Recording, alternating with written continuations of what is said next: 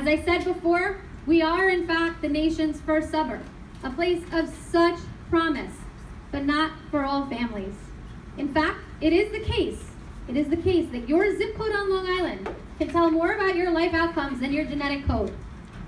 That is a devastating truth, that in the 118 miles from east to west that make up our Long Island, where you were born and where you were raised can translate into vastly different outcomes.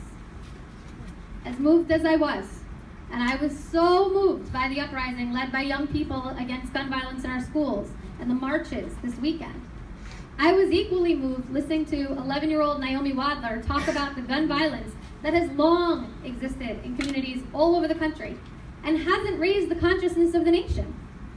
It's how I often feel when we talk about the opioid epidemic and we talk about the desperate need for resources.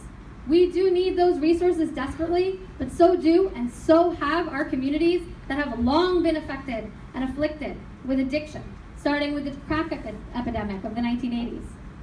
It's nothing new for them. I think frequently about the difference living north of the traffic light and south on Washington Avenue, Hempstead or Garden City, and the differing opportunities for children in those neighboring schools.